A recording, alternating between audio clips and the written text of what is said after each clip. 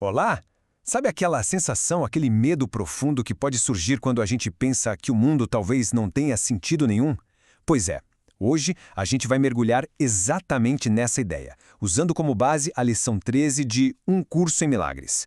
O nosso objetivo é entender por que essa noção de um mundo sem significado mexe tanto com a gente. Por que ela é tão perturbadora? Olha só, a fonte já começa com essa frase que é bem direta e poderosa. E um detalhe importante aqui: o texto não está afirmando que o mundo é sem significado. A questão é que a simples ideia de que ele possa ser assim já dispara uma emoção muito específica: o medo. E é aí que a gente vai cavar fundo para entender o porquê disso.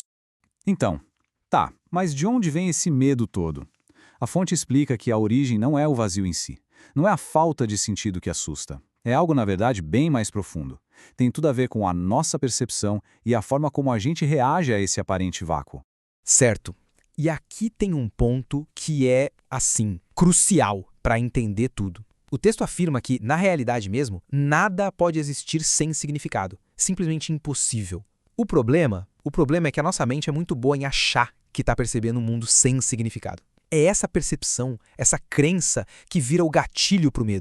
Mas afinal, por que essa percepção dá tanto medo? É porque, segundo a fonte, ela acaba transformando a nossa mente numa espécie de campo de batalha. Vira uma disputa para ver quem tem o direito de escrever o significado naquilo que parece ser uma página em branco.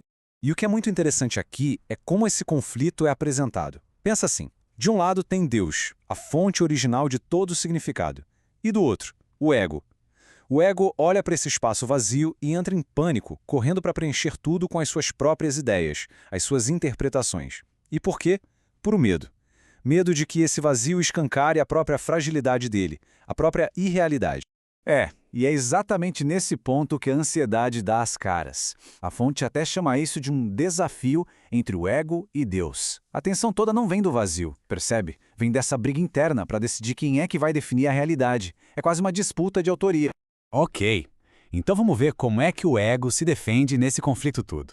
Porque ele não fica parado aceitando o vazio. Não, ele age. E todas as ações dele são movidas pelo medo. O que o texto explica é que o medo faz a gente projetar coisas. A gente começa a encher o mundo com atributos, com imagens que na verdade nem existem. Para o ego, essas ilusões funcionam como dispositivos de segurança, sabe? Elas criam um mundo que parece familiar, mesmo sendo falso. É por isso que a lição insiste tanto que é essencial aprender a reconhecer o que não tem significado e, o mais importante, aceitar isso sem medo. E para sair um pouco da teoria e ir para a prática, a fonte propõe um exercício. Um exercício bem específico feito justamente para expor a raiz desse medo. É um passo a passo simples, para ser feito algumas vezes ao longo do dia. Vamos dar uma olhada em como funciona. Primeiro, de olhos fechados, a pessoa repete a ideia central. Depois, abre os olhos e aplica isso ao que está vendo ao redor, dizendo: eu estou olhando para o mundo sem significado. Mas o passo final é o que realmente pega. De novo, com os olhos fechados, a conclusão conecta o medo a uma causa bem surpreendente: o pensamento de que se está em competição com Deus. E olha, essa última parte do exercício é sem dúvida a mais desafiadora, mas é também a mais importante. É aqui que a gente é meio que forçado a olhar de frente para a verdadeira fonte da nossa ansiedade. Isso tudo leva a gente a uma pergunta, né? Será que o medo é mesmo sobre o vazio? Ou será que é sobre o que esse vazio representa na nossa relação com quem de fato cria o significado? Pois é, e aqui vem a resposta direto da fonte. A razão pela qual um mundo sem significado gera tanto medo é essa, porque, em algum nível, existe o pensamento de se estar numa competição direta com Deus, uma disputa pelo poder de definir o que é real. E o mais interessante é que a fonte já antecipa a nossa reação. A nossa mente provavelmente vai resistir a essa ideia. Vai parecer um absurdo, talvez até uma blasfêmia. Só que o texto sugere que essa resistência é o próprio medo em ação. É o medo de uma suposta vingança daquele inimigo com quem a gente acha que está competindo. Ou seja, é o ego se defendendo com unhas e dentes. E tudo isso nos deixa com uma última pergunta, para a gente refletir. A lição inteira, no fundo, se resume a isso.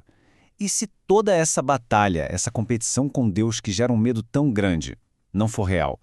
E se for apenas um pensamento que em algum momento foi escolhido e que talvez possa simplesmente ser deixado de lado?